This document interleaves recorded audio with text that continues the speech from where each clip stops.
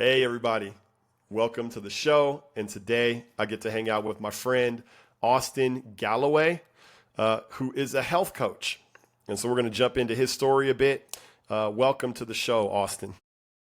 Super excited to be here, and I appreciate you having me, man. You're a part of the Bald Man with a Beard Club, which is the best club, in my opinion, that you can 100%. be a part of. 100%. And I've been in it for quite a number of years to be the age that I am. So you know, I've established my membership well in that club. I understand. Representing, yes, Yeah. yep. I am the same. I am the same. It's my wife actually said if I had kind of I used to have an unruly afro. Mm. If you can think of it like just I had luscious curly hair, and my wife said, yeah, but I would not have married you if you had that when I met you. So I was like, score. Yeah. Hey, whenever I had hair, I had long hair. But I tell you what, my wife did marry me and stayed with me at a point where this is probably like the second time I'd ever just let my beard just go absolutely just crazy. I just grew it out, didn't cut it, didn't do nothing, didn't trim it. It just looked like a ZZ Top. straight up out the mouth. Worse than that. And it's not Yeah, as long, but definitely yeah. not as well manicured. So she stayed with me through that. So now that I'm nice and a lot closer of a beard and look a little bit more presentable, I know she appreciates that. Shout out to the wives. Yes. The manicured beard comes from wisdom, I Mm-hmm. think. Mm-hmm. You got one person that you need to that needs to be happy with your hair. And that would be your wife. So let's jump into it, man. Let's get into a defining moment. What's been a defining moment in your life, Austin? Man, it's a really good question, and it's almost like a tough question for me because I've had such a crazy journey. But the one thing that really comes to mind was, and this was really about maybe a year and a half ago now, is sitting in church one day. Uh, our pastor talked about using your skills in your domain of influence and how that can influence the kingdom of God, right? Yeah, yeah. And that really kind of struck me because I've been doing the health coaching, the fitness coaching thing for a while, but it had never occurred to me to really utilize that in discipleship, in witnessing. And when he said that, it really kind of struck me, and I was like, "Oh, what I think I would be good at and using my domain of influence is just help the body of Christ be healthier." Yes. And that has kind of adapted over time into specifically helping Christian family men, so men that are husbands, men that are also fathers, helping them uh, be healthier because in my opinion, there's a spiritual warfare that's taking place all around us, and men, especially those that have families, are on the front lines of that war. And the healthier we are, I mean, if you just think about it from just an actual army uh, and military standpoint, the fitter, healthier you are as a soldier, the likelier you are to be more effective at being that, right? And so, as a husband, as a father, and seeing how many other husbands and fathers Mm-hmm. that are Christians out there are suffering, and that's just leaving a door open for the devil, for the Satan, for the enemy to stick his foot in and to get into the family. And so the healthier you are, the stronger you are, the fitter you are, you're going to be a better asset in the warfare and in the victory. Victory is already promised, but that the healthier you are, it's going to definitely help your cause with your family a lot more than if not, right? In my Yes. opinion. So, Yes. that was kind of a long-winded way of saying, that kind of like defining moment for me has really kind of shifted my perspective the last year and a half, and it's kind of really dialed in my focus that like, hey, this is my purpose, this is my calling, this is my mission, Mhm. this is what I feel like the Lord has laid out for me, and so that's what I'm doing. I love it, man. Yeah, I've noticed we can tend to compartmentalize, and I think even you described this revelation you're having at church that there's a calling on your life, and that calling that was on your life didn't require you to all of a sudden change professions, right? It's not like okay, stop being a health coach, because I have a calling for you. It's like no, you basically came to a realization that the work that you'd already been given was something that could be calling if you were seeing it as calling, right? Um, so those two things come together for you. I've got a question for you about you talked about you're helping your mission is to help Christian family men, so husbands and fathers, with their health. And I know when you say health, you don't just mean physical health, but physical health is part of it. And that's a big part of it, that you are certified and trained and have experience in facilitating and helping. Why? But I'm going to ask you a question that's underneath that. Why are we husbands and fathers, Christian men? Why are we suffering, as near as you can tell? Well, I just, how I see it is society does not encourage men to be men anymore. And how I see it is, and also on top of that is that the enemy is all up in our everyday lives, right? I believe that he has his hand in the food industry. He has his Mm-hmm. hand in the entertainment industry, has his hand in the pharmaceutical industry, which are all things designed to make all of us, okay, all of us, sick, tired, unwell, uh, disease Distracted. filled, distracted. Especially that's why the entertainment distracted. The the need and reliance on this pill or whatever to solve whatever ailment I'm feeling, and all those things, because like I said, they fall upon everyone, Yeah. but specifically as the leader of the home. If all those things are inflicted on you, then that leaves the door open for your wife to have negative repercussions along those lines, to your children. And so they're going to follow the example that you're setting.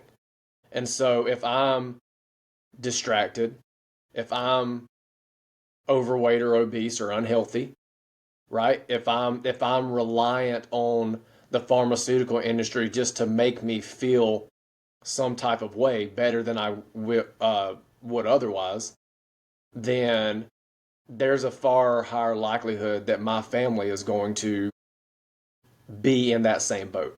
Sure. Yep. So you're talking about more of a strategic um, attack or strategic way of opening the door to for families to come to harm, because you're talking spiritual warfare, spiritual elements that do not want us to be thriving. And so Exactly. all right, and so you help Christian family men, and I can tell just by your demeanor. You took my superpower quest, so you took the superpower quest survey. The core drive that you showed on that survey was order. So there are three core drives: order, progress, and harmony. And for you, the thing, and we all have all of them. You have all of those. I have all of those. We all have to be able to have some amount of relational harmony in our lives. We all need to make some progress, and then we all need order and structure in order to function.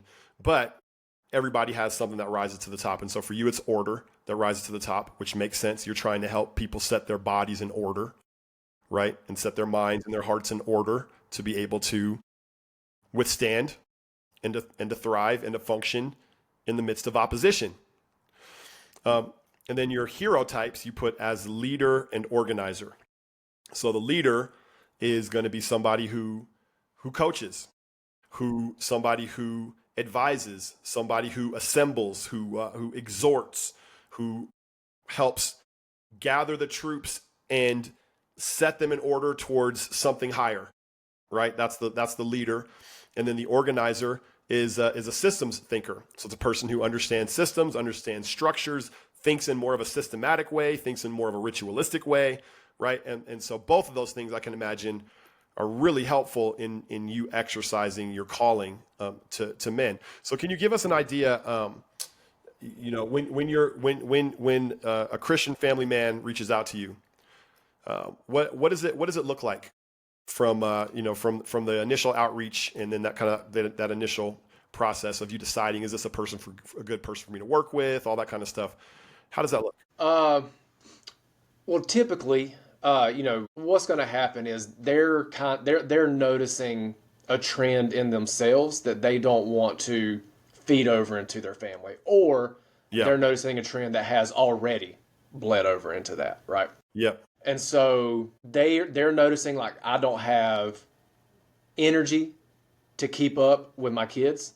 I don't have the mental clarity, or the yeah, just mental clarity to show up and just have that connection with my wife.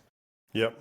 I'm not proud of what I'm seeing in the mirror, and I know that all these are habit-based things that I have done to myself, that if I don't make a change now, then they're not going to then they're going to do my family a disservice if I don't do something about it. And so, like, I had a guy who came in last week, and those are some of the biggest things he said. He has he has his wife and he has a son that's in about the mid-teens, and he's like, I just really want this to spill over to them.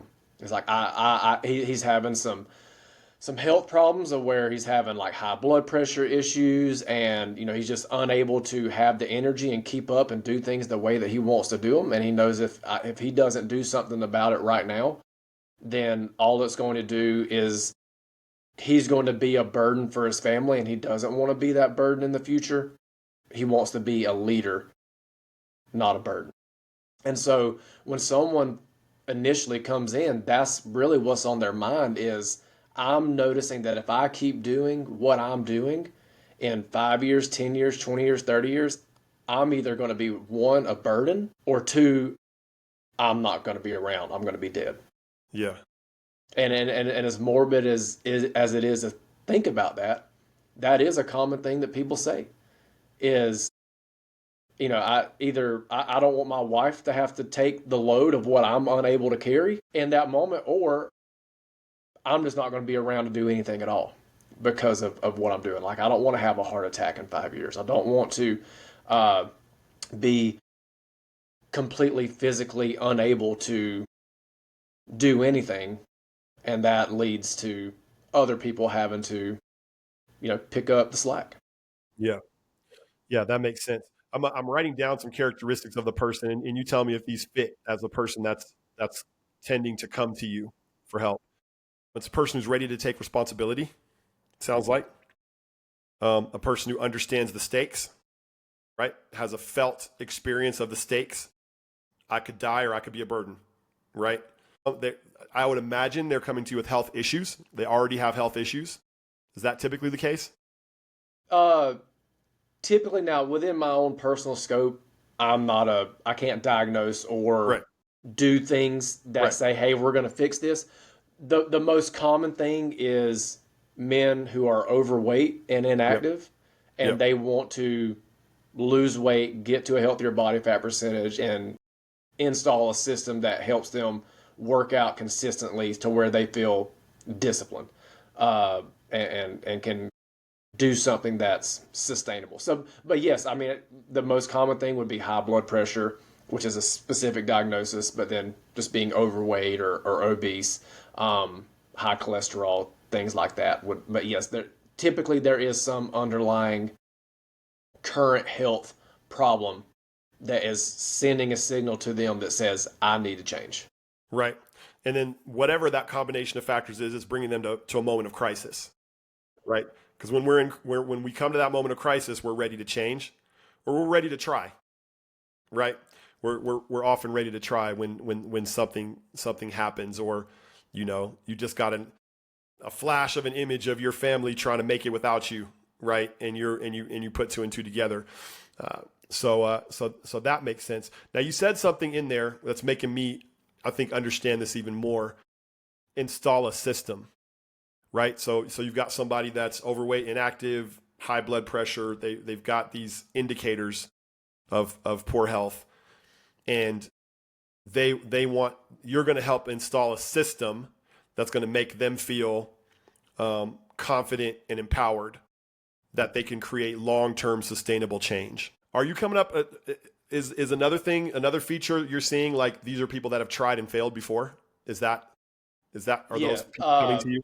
Yes, 100%. A lot of men that I work with have definitely tried something in the past, and what I find the most common is they do extreme measures, or they have this all or nothing mindset, this mentality, which, us as men, I get it. It's a negative thing in some senses, but it's a positive thing in some senses, that's how we're wired. But oftentimes they have tried things that just did not work. Right? They do some uh, extreme diet measure that is very restrictive, lose a lot of weight, but eventually realize that they cannot go on living this way, go back to how they were before, gain weight back, and then some. Okay. Or they do some, that's like a lifestyle they try to change, which was just unsustainable.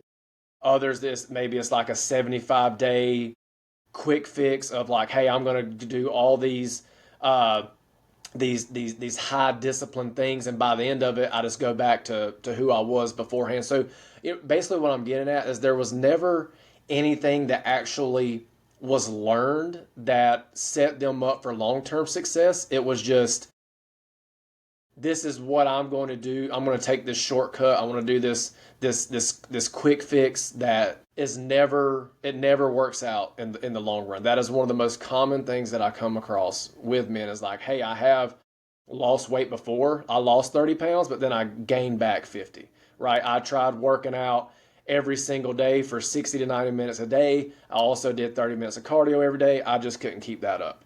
It's things that just simply, they feel like they have to do a complete life 180 to see any results, or to set themselves up. They're what is your favorite influencer doing? But as a family man, you're not an influencer. You're not a 25-year-old who doesn't have kids, or just gets to play around on Instagram all day. You have responsibilities. You have to do things that are actually aligned with your life. And so that's when I say install a system. It's, look, man, you're 40 years old with 3 kids. You have a 40-hour-a-week job. You have to go to kids' sporting events, or any kind of event they're doing. You can't do that. So what can we do that's actually going to set you up right now for success, Yeah. but also in 10, 20, 30, 40 years, 50 years, however old you are, what's later in life going to look like? That's what we got to do right now. So good, man. It reminds me of a book I read. I didn't read the whole thing. I read enough of it to get what I needed to get out of it, which is I tend to do. It's called Atomic Habits. Oh, yeah. You heard of that one before? Yeah, I'm you would expect everyone in my industry to have read that book. I have not read it, but I'm very familiar with it. I've listened to loads of James Clear podcasts. I've Yeah. followed him on Instagram. Like you said, I got the gist of it from hearing other people talk Yep. about it so much that I don't feel like I have to get into it. Eventually, No. I will. But I understand the gist of it. Yeah. Right. And the gist of it is basically a good understanding of human psychology, and a good understanding of how habits get locked in versus unsustainable strategies for trying to build habits. Right. So, he talks about how habit stacking. I use habit stacking all the time. It's when you have a habit that's in place and then you place a new habit on top of that habit, right? And you have a high likelihood of doing that new habit because it's tied to something you are already doing that's locked in. So like little tweaks and tricks like that to create incremental progress instead of like totally what we do is we think, okay, I'm going to change everything. So I'm going to change everything and but it's not sustainable. I can't change everything and then keep up that pace forever. I can keep it up for sometimes a couple months maybe. But then what happens? It's over after Yeah. that, You right? burn And out. burn And out, do you think like this lifestyle is not for me? I can't do it. And then you just become frustrated, get uh, discouraged. Yep. get discouraged. And how I like to explain it oftentimes is living that kind of lifestyle is like you're trying to get a doctorate. Like you're trying to be a medical doctor and you're going out of high school straight into medical school. Like that's just not how it is. Most people are walking around with an associate's or a bachelor and they're living good lives. That's what we need to do with you. We need to start off with your entry Yep. level general studies, and Yep. then we need to move on to a little bit more specific stuff to where you can sustain this for life, as opposed to, like I said, if you just graduated high school and I threw you straight into medical school, yeah, you're not gonna last 3 days. No. And most people don't need to go to medical school. And so, as correlating as to health, most people don't need to do these extreme things that you see these influencers doing on Instagram or TikTok or whatever. It's like we need to do the base level things that are going to move the needle. We call it minimum effective dose. What is the least amount we can do to get the most bang for your buck that is going to integrate into your life seamlessly, that is not daunting and that you can see yourself doing forever. And when most people come in, I talk about we are going to start off laughably easy because everything you've done in the past, you're like, no, this isn't how it's supposed to be. I'm like, well, guess what? Last time you did it hard, what happened? Yeah. It didn't work. Yeah. So maybe try it my way and Yep. do it in a way that we can see lasting forever. And it creates astounding results. You have to be more patient. Yeah, it takes more Yep. time, Yep. but you're not going to gain the weight back. And now you've created a lifestyle rather than frustration and stop start cycle. Yeah. The 5% solution that you're able to keep up for the entire year is going to get you better results than the 50% solution that you can only keep it up for 3 months and then it's gone out of your life forever. I think you're right on, man. I think there's something there.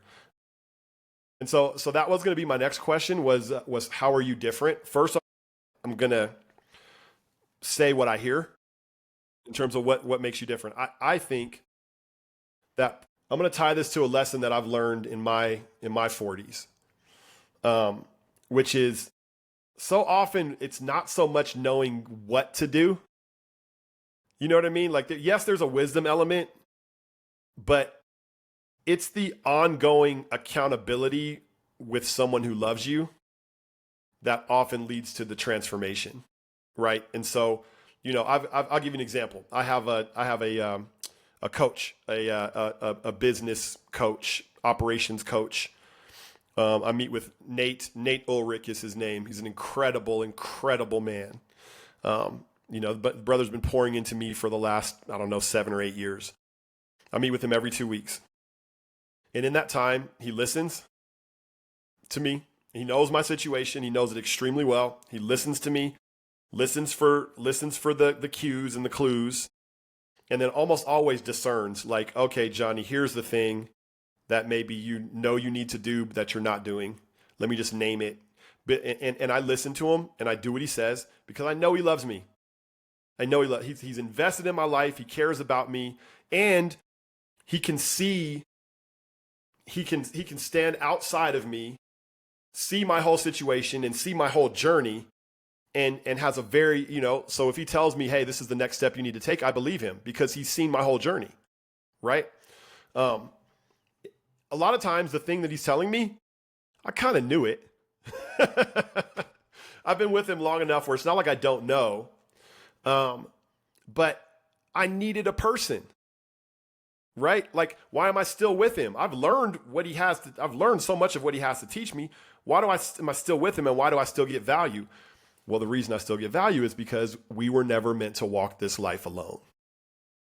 I'm not supposed to have everything inside me that I need. There are people outside me. And I say this all the time. A lot of our problems are not what problems, they're who problems. If you had the right who, it would solve the what problem, right? And so that's what I picture it with you being. Like, you're the right who that's going to come alongside, a Christian family man. Um, you're going to love him. You're going to take good care of him. You care about his thriving. You care about his growth. You care about him as a whole being. You care about his health in the holistic sense. And you're not trying to crush him with a program that doesn't fit his lifestyle. Um, and so those are some of the things that I see. What do your people say about you in terms of what, when they're talking about, man, this is the value you've given me, Austin. These are the testimonies. Like, what do you most often hear from people who have worked with you? That one thing I've heard a lot is kind of going back to what we talked about previously and what you just said is like, trying to crush people. That they see what I do as not some daunting, overwhelming task that they Right. have to do. Right. Like, it seamlessly integrates into their life because we do start off laughably easy. And Yes. then when we do my flagship program, this 13 weeks, and they get to the end of it and they see the results they've gotten, like, I had no idea that it could be like this. Yeah. Right. Because we're only focusing on the things that move the needle the most. Now, eventually we do get deeper after we get through that first program.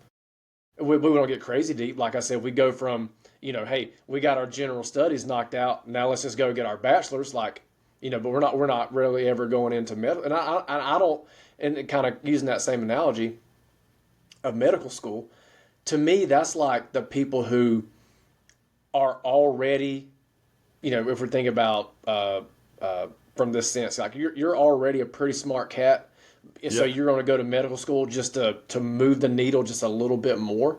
Yeah. Most people that I work with don't want to be that. They're not a fitness enthusiast. They just want to have a higher quality of life. They want to have an abundance of energy. They want their body fat percentage and how they look to align with who they feel that they've called to be, and they can see that, right? They're confident in themselves. They're proud of what they do and how they work, but it is not something that encompasses their life. It's not something that is an idol for them Yep. in a biblical sense. It is Yep. just, this is something that is a part of my life that improves the quality of my life, but it is not my life. Yeah. Right. Yeah. And so that's where I think that I am different in how I help people realize this is like, you don't have to. Yeah. Yeah. Okay. You have priorities, right? And you have like, priority in the definition, like there should only be one. But we all have multiple things that are, we could fill up our Important. priority Yeah. list. Well, this one is not health, losing weight, feeling good, having energy, working out, eating better does not have to be your top priority in order to get the results that you want to have. Yes. And so it needs to be up there. It needs to be something that, yes, is consciously on your mind. Like you have to think about it, but it does not have to completely envelop your being. And whenever people realize that, oh, I only have to work out 3 days a week for like maybe 45 minutes to 60 minutes. And I don't have to count every single thing I eat on some macro app. Yeah. Yeah. And I don't have to crush myself, and I can still build muscle, lose weight, burn fat, improve my energy, be more confident. And then whenever they come to that realization moment of like, I had no idea that it could be like this, it's like, to use another biblical thing, it's like the veil's been lifted. Yeah. And now it's like, oh, I can definitely do this for the rest of my life. I love it, man. Yeah, it's so good, and I love your calling. Um, you know, we need your calling. We need people with your calling. Um, I can just picture the relief of somebody who's coming to you, and maybe, I can think of all the reasons why they wouldn't reach out, right? They don't reach out because, like, no, I'm so out of shape, nobody can help me, or I'm embarrassed, right? Like, I can. There are probably a whole laundry list of reasons not to come, and then the person comes to you. That somehow they get there. They're in crisis, and they're like, "I'm going to try." And they get there, and then they find Austin, and Austin is saying, "Hey, guess what? I'm not going to crush you." Dang, dude, that's healing in itself. I'm not here to crush you. You're not so behind, right? You're not so behind that you're beyond help. I'm not going to crush you. In fact, we're going to start laughably easy, and I'm going to show you how we can create something sustainable in your life that doesn't have to become your top priority, right? We're just going to work in that 5% solution into your life, that 10% solution into your life, and everything's going to be okay. And I'm going to be with you, and I'm not going to judge you. Um, I'm going to challenge you, but I'm not going to judge you, right? I can just picture the relief that a person would feel having somebody finally walking alongside them that feels like that's somebody that loves them and that's on their team. So just all the blessing in the world on you, man, in what you're trying to do and in the way you're trying to make a difference in the world. Thank you. So let's talk a little bit about your big dream. Big dream. This is the big dream, little goal section. But I love this because this is where you can start to articulate the direction you're trying to head. The mountaintop you're heading towards, as well as you can articulate it, as well as you can see it, in the hopes that somebody in this community has a key to a door that you can go through to help accelerate that journey.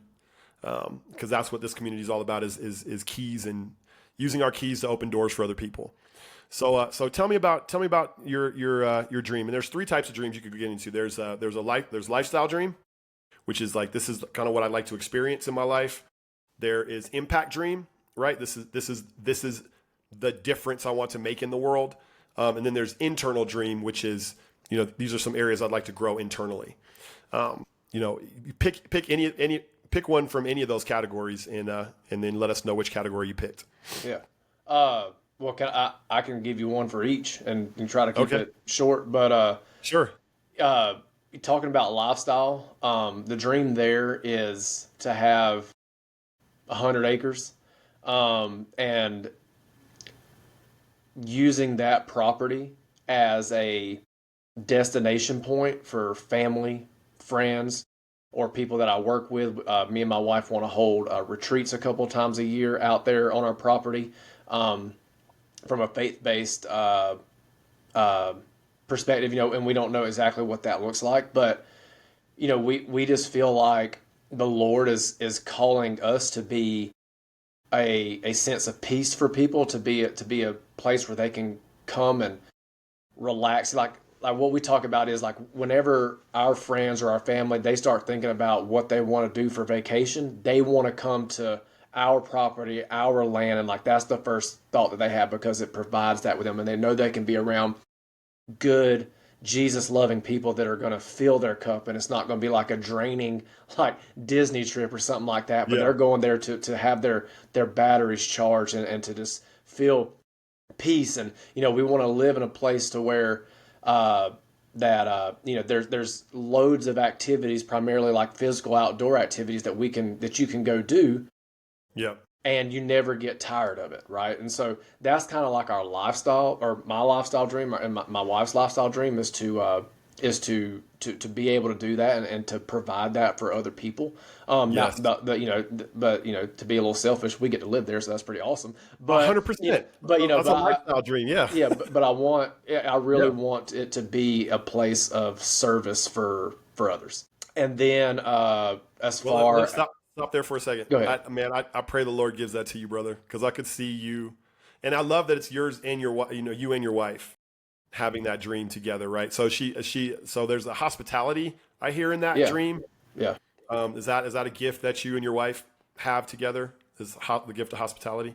I'd say more so my wife than me. But I do feel like because I can sometimes be more a homebody and Yeah. reclusive. Yep. That's just what I like to do. But that's also why like having that kind of property will it I won't feel like I need to go somewhere to escape. Like Yeah. I am in the Lord's beauty, and I think I'm good about finding beauty no matter where I live, and I can Yep. see all that even where we live Yep. right now. Yeah. You're not dissatisfied. No, I get Right. it. I'm not, but But something we're about dreaming. just yeah, something about just yeah that dream. Whenever I walk out on my property, it's like I don't feel like I need to go anywhere else to get my cup filled for peace, for joy, and everything that the Lord provides. Right. And so that's what I hope I can give to other people. And then my wife, she really wants aspires to be like just a place that has an open home where we have dinners or Yep. fellowship or Bible Yep. studies, things like that, to where our home is somewhere that people can come. And I aspire to have like a good sized gym to where our friends, for wherever we end up, or church members, like, hey, the gym's yours. Like, go use it. Like, Yep. we want to have people out there and Yep. like using our gym, and that we can help them in that way. And like, we're just, like I said, we're just hoping to be those kind of people for other people that they can just lean on for health, for Yep. guidance, for peace, Yep. and just like a refreshing feeling that they know that when they come out to that land, uh, they know what to expect and what's going to happen. Dude, I love it, man. It's like a healing place, right? Because healing is your calling, Right? Hey, that's a good point.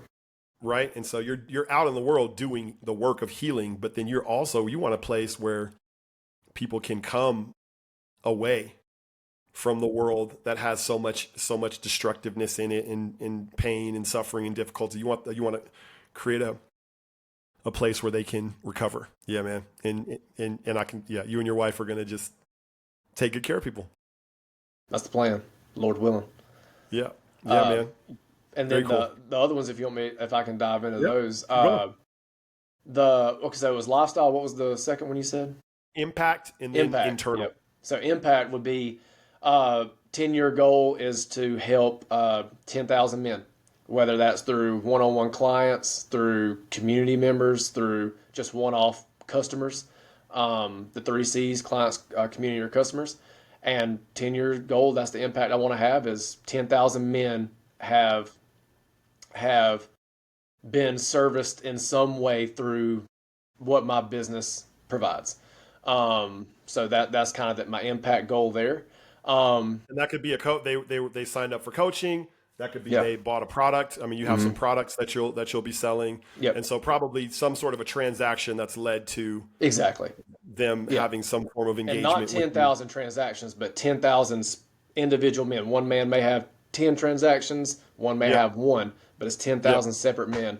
Who and when I say transactions, I'm trying not to make that sound as purely as a monetization ploy Not at or anything all. like that. Yeah. But I don't think anybody could listen and can come to in that the hopes of conclusion. it being transformational for Yep. them. Yep. But that's just kind of my goal is to help at least that many men achieve that in 10 years through whatever it is I can provide and help them with. Um, Can you imagine what impacts that would have on the world if 10,000 mhm. men are experiencing the transformation that you're describing? Like, what does that Well, even trickle down into? exactly. I mean, it definitely has a ripple effect. And, the Great Commission, go out and make disciples. And so Yep. hopefully what I provide for men to be healthy and to be better leaders of their household via that avenue of health allows them to, because I think that the most important place to witness is to be the witness in your home.